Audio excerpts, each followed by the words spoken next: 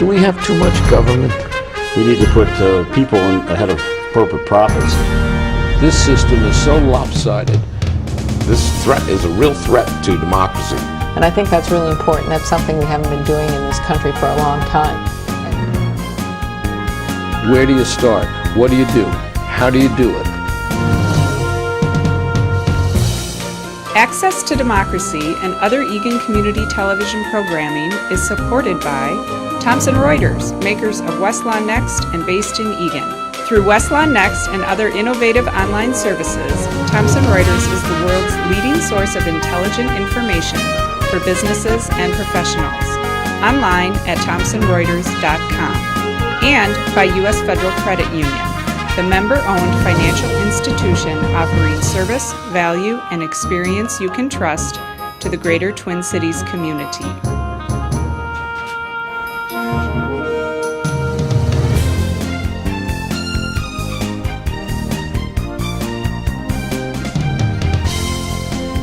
Welcome to Access to Democracy. I'm your host, Roxanne Meshar, and my guest today is Tim Leslie, recently elected Sheriff of Dakota County. Welcome, Tim. Nice to have you with us. Roxanne, thanks for having me today. Our pleasure. So, tell me, what made you decide to run for Sheriff of Dakota County? Well, first off, I'm humbled, honored, and grateful for the opportunity to serve the citizens of Dakota County and that they elected me. So I'm very happy for that. The sheriff at the time, Dave Bellows, my predecessor, he decided he wasn't going to run and asked me if do you have any interest. And so I, of course, went home, talked to my number one, and got the family together and asked if they thought that was a good idea for me. And they all had enthusiastic thumbs up. So I reached out a few supporters, some of my mentors, and asked them what they thought, and a lot of thumbs up there too. So full speed ahead. So we did it. Yeah, and it was very long, a lot of parades, some fundraisers, a lot of public meetings with folks. It was exhilarating and a lot of work at the same time. It is a lot of work. Is it your first time campaigning for a position like that? I served on the Independent School District 197 school board for one term, so I did a small event to get elected there, but not quite as broad as a county. Not as much as this. Just before we talk a little bit about the first few days on the job, tell for our viewers, explain the difference perhaps between the Eagan Police Department and the Dakota County Sheriff's Department. So, I'll do that. I work closely with Jim McDonald, the chief of Eagan, and Jeff Johnson, his assistant chief, and I'm very familiar that I grew up at the St. Paul Police Department. I spent 23 years there, so I'm very familiar with what law enforcement does at the municipal level in a police department. A sheriff's office is more diverse and more broad in its mission. What I mean by that is we manage security in the courtrooms. We have a transportation mission. For example, if Roxanne, if let's say you were up in Brainerd and you maybe had a little too much to drink one night or something and got a ticket or something and you forgot to deal with it and it became a warrant and someone arrested you in a different county, I'm responsible for getting you to Dakota County. The sheriff has that mission, so that's another issue that the sheriff does. We manage all the parks, lakes, and trails and waterways. So we have a bunch of boats, we have snowmobiles, we have ATVs that we use to patrol those areas. We have a dive team for recovery operations, so if someone drowned. We do all the warrants in the whole county. We collaborate with the chiefs of police in the county, the 11 chiefs, to manage the drug task force, which we do together. Rather than each city having their own drug unit, we have one for the whole county, so we collaborate on that. And one of our latest ones is electronic crime unit, which we are now positioned as a county to address all those issues related to crime perpetrated on electronic medium, like a cell phone or a hard drive. That's big it's today. A big deal. It's big. So explain for our viewers too then maybe the breadth of the facilities that come under your purview as Dakota County Sheriff. So. Yeah, well, we have the number one thing the Sheriff's Office manages in terms of money or priority would be the jail. And we have one jail in the county of Dakota. Each county has a jail. Rather than each police department having their own jail, again, we have the sheriff manages the jail. Ours is a 264-person bed jail. and it's about a $9 million operational budget out of my $18 million budget. So half of my budget is spent managing a jail. We have 3 facilities. We have courtrooms in Hastings, the Northern Service Center, which is in West St. Paul, and then the Western Service Center, which is in Apple Valley. So I have deputies in all those places as well. We also have a facility in Empire where we store all our vehicles, and that's where our Parks, Lakes, and Trails folks come out of. So in Dakota County, with all the parks and trails and public lands that we have, that's a huge area that's now having to be cared for under your jurisdiction. Absolutely. We have a unit of 3 licensed deputies, and then we have in the summer up to 20 park rangers that help us manage the operations of and that park rangers is part of your area too. It is, okay. yes, it is. Yeah, we hire them too, yep. Wow. So now this is all coming under your bucket or bailiwick, if you will, and you're just beginning this new assignment, although you've been working in this area for many years, so this is not brand new to you. Tell us a little bit about your vision with your first few days in office. What do you hope to accomplish? What are you interested in doing? Yeah, it's been really busy. It's been fun busy, though. One of my first goals was to interview everyone in the office. So the sheriff, it's not a department, it's an office. The county attorney is an office and the sheriff's office because we're elected by the people. And so I've interviewed 171 of the 175 employees that we have. I'm getting close to the end. I had one today. And I've learned a lot. I've learned a lot about the people of the office, and we have some tremendously energized people that love what they do there. We got a few problems, that we're going to go after and try to slay. And I think it's important, though, that after I'm done, is that I collect that information and then get it back to the people at the office, the people of the office that work for the sheriff, and let them know where we're going next and what that is. My next people I'll be interviewing is the police chiefs.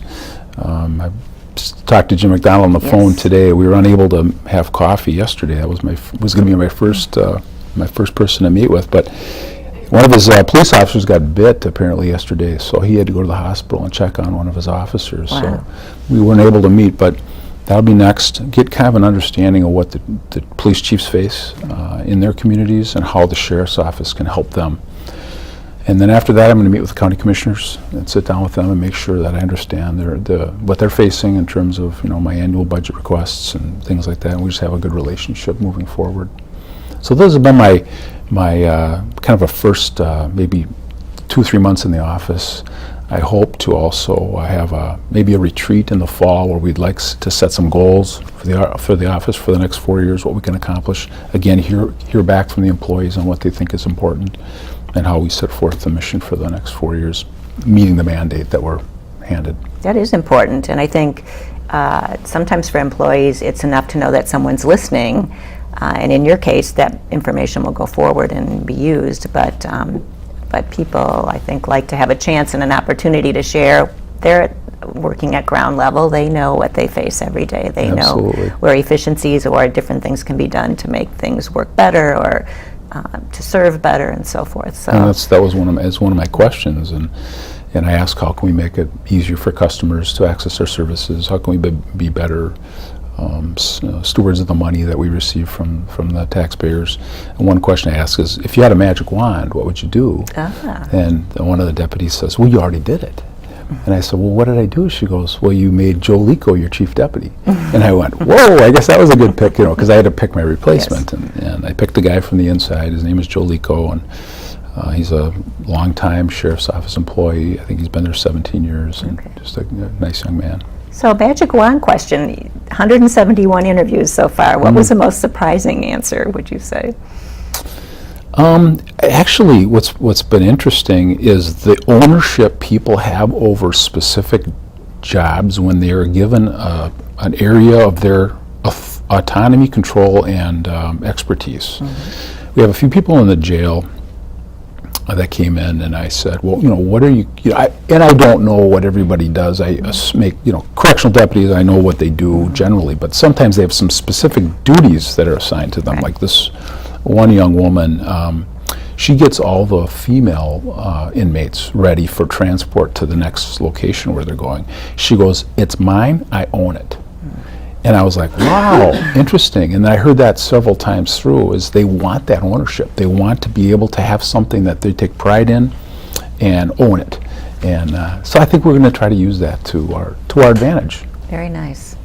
I know you also, as much as you coordinate with other police chiefs and officers in other law enforcement areas, things like Minnesota Coalition of Battered Women. So you do some work with them or community groups like that. Say more about that.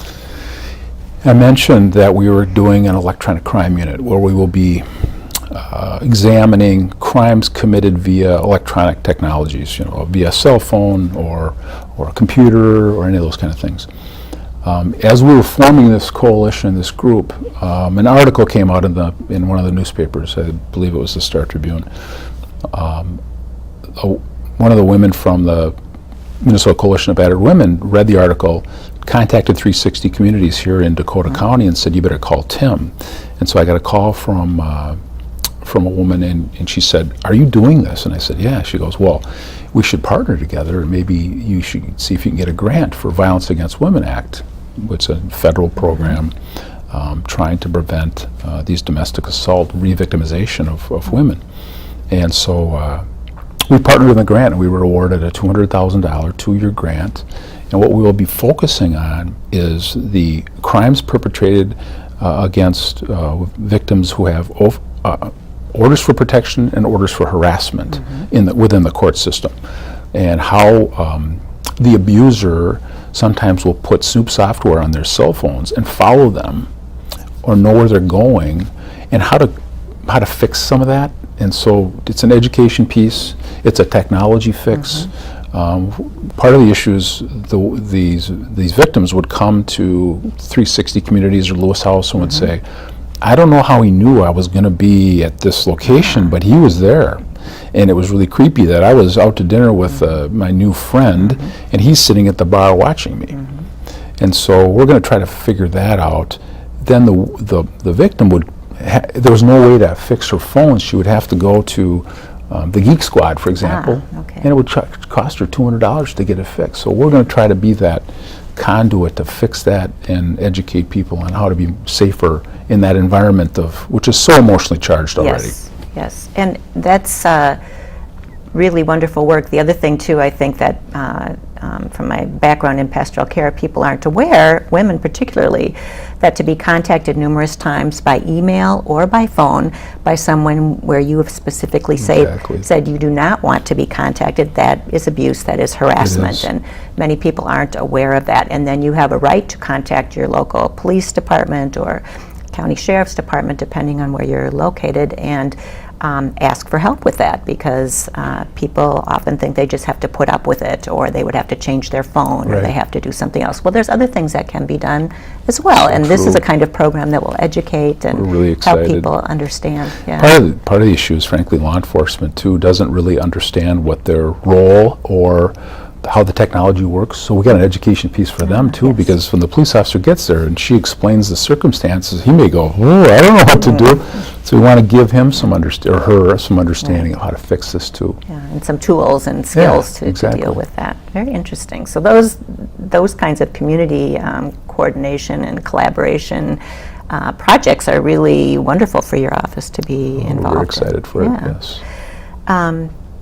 I think our viewers are probably interested to know your thoughts with Ferguson that recently happened, New York City and so forth. Police brutality is a big discussion across the U.S. And give us your thoughts on changes in police work and how police work with communities, and how that maybe pertains specifically locally to your assignment to the sheriff's department or sheriff's office. Well, it's a big, broad topic area. It's very broad, It's very complex. Law enforcement, unfortunately, like many organizations, recruits from the human race. So we have imperfect human beings that we take in and ask them to do a very difficult job, wade into situations that may have taken years to develop or deteriorate mostly family violence situations. I would ask the community and the citizens of the county to, withhold judgment. Many times police officers are called into these situations. They're not something they've sought out themselves necessarily, and then they're thrust into this environment and they're made to they're going to be second guessed on split-second decisions they made. So I wanted you to know that. Our nation is built under the aspects of the rule of law versus the rule of man. Mm-hmm. In other words, it's not who you are, it's what you did. Mm-hmm. So what we're trying, our police officers are trained to know that it's the behavior you're after, not the color of your skin or not what your name is. Mm-hmm. Although that's ideal, mm-hmm. Unfortunately, police officers do have biases and imperfect, things too. So and they're affected by the environment they work in. And we try to keep them balanced in all ways, shapes, and form, but not all remain that way. So I ask the public to be conscious of that too. The other thing we recommend is voluntary compliance. Police officers don't, by and large, want to use force. That's kind of the last thing that they want to have happen. They're authorized by the legislature, by government, to use force. They are, the legislature makes the laws and we enforce them, and they authorize us to use force in certain circumstances, and so we're allowed to do that. They prefer not to. They would prefer that the suspect turn around and put their hands behind their back, but you know how that goes. And if you throw in drugs and alcohol and emotionally charged, then you got kind of a recipe for a situation. Fatigue late at night. Yeah, exactly. You got a recipe for something that could get bad fast. Very true. This kind of leads into the other topic that I know is interesting to you, the whole transparency and body camera issue. Right. Share some of your ideas or thoughts, or what do you think about body cameras and how they work, and are they effective? And Eric Giesecke is the chief of Burnsville Police Department, and Brian Lindquist is the chief of Farmington. They both have body cameras in the field operating. Eric has been using body cameras much longer than Brian, and has a little longer span of use and data and storage and things like that. So he has a really good understanding. We see it coming, that it's unfortunately seen as a panacea, and I'm not sure it's a panacea. The big key issue right now we're facing is the threshold. When the police officer steps over the threshold and into the private residence, is that public information or isn't it? And currently it's being seen as public. And so now we have the news at 6 when a police officer goes into someone's residence and sees the aberration, the drunk outrage of a emotionally charged situation that is just something that probably should not be seen by everybody. And so I think the public sometimes gets into this thing where it's okay to see what happened in my neighbor's house, but I don't want you to see what happens in my house. And so I think the legislature is going to have to figure this out. what happens to film with body cameras? Where does that get housed or kept, or how does that work? Yeah, there's a cloud in some circumstances where you can upload it to the cloud and store it there. The Seattle Police Department, which I read an article about the other day, they actually have 5 full-time employees that all they do is redact information. They'll digitize faces and things like that before it goes back out to the public, because the Seattle media wants a copy of all videos taken by the body cameras. So it's driving a lot of this. The chief in Bremerton, Washington, which is an island across the bay from Seattle, is the former chief of Lakeville, Minnesota, and he has shut down his program. Oh, really? It's Steve Strand. Yeah, he's shut his body camera program down because he's been so many requests for the body camera footage. That has become now the driving factor of his office. Is all they're doing is giving out the film.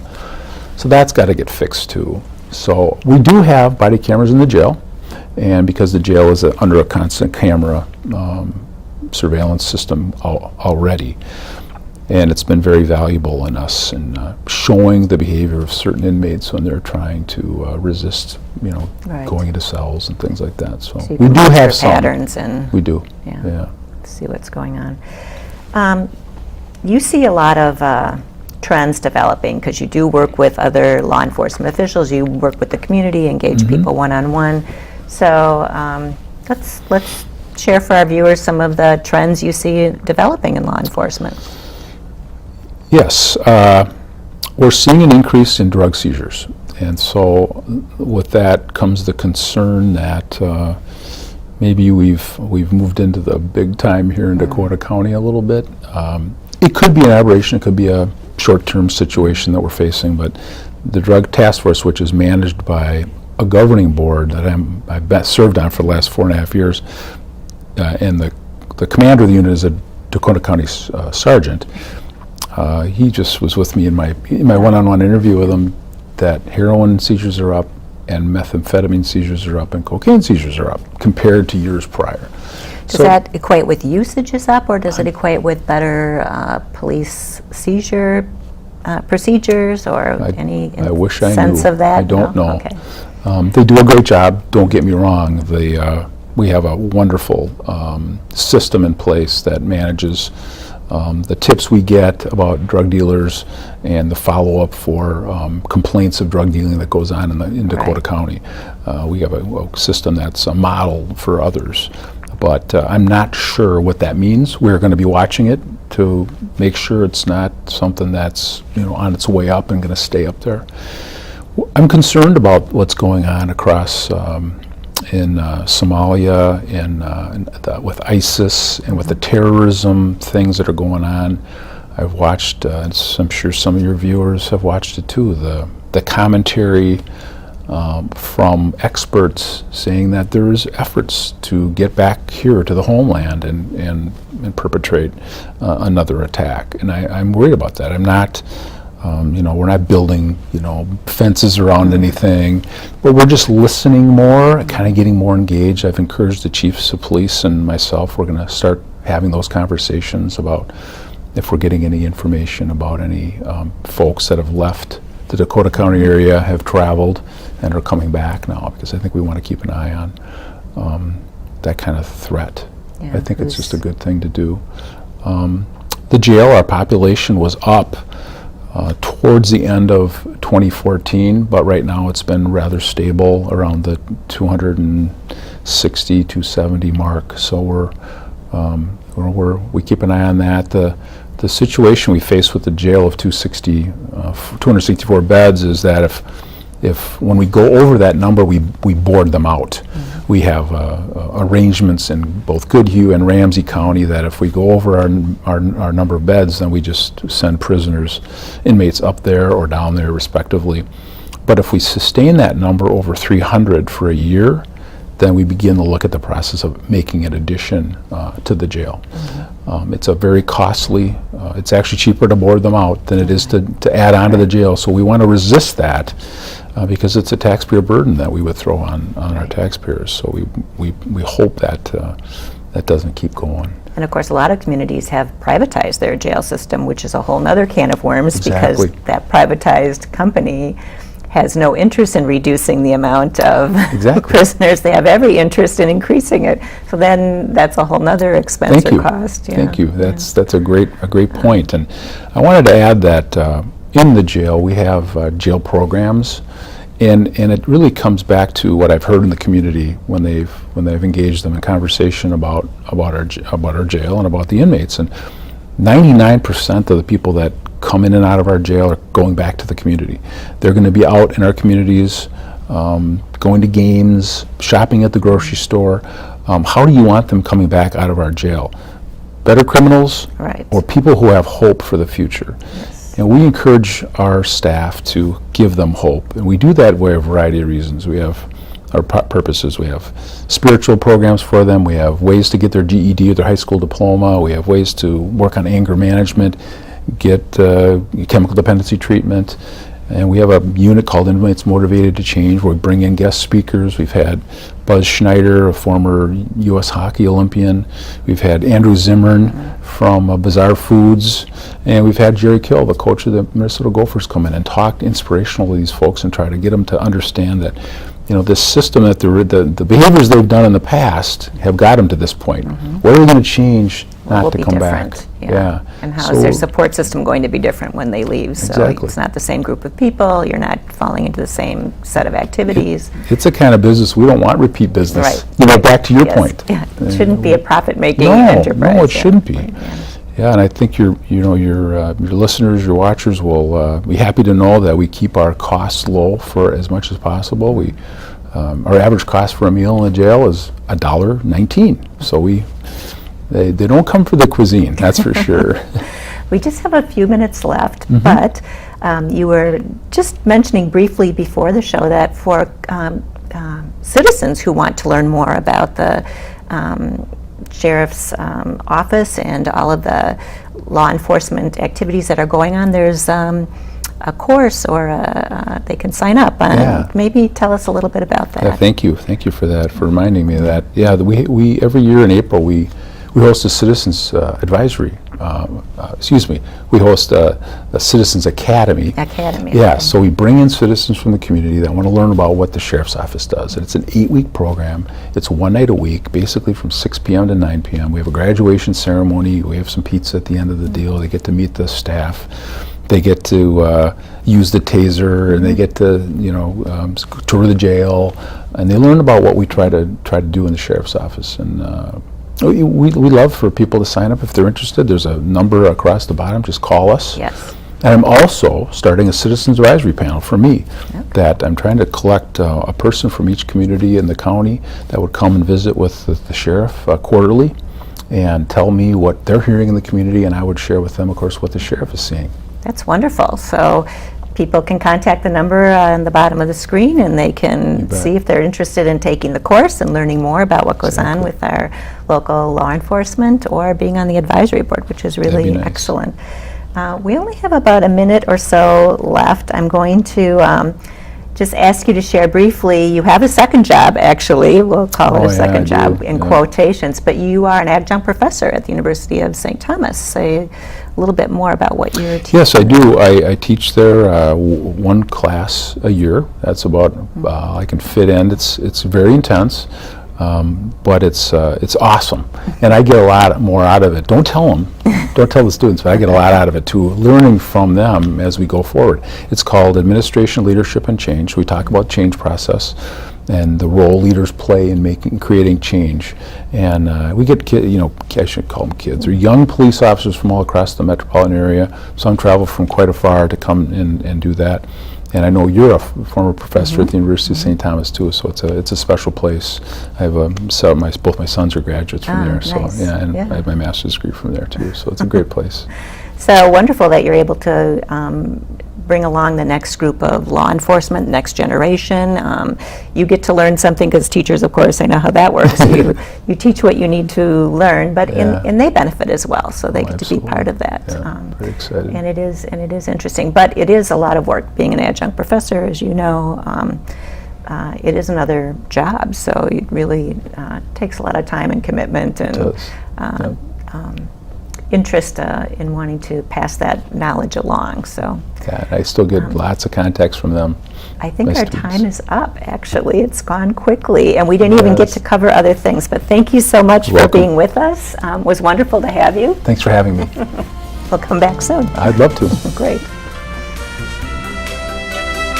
I think we can keep talking, but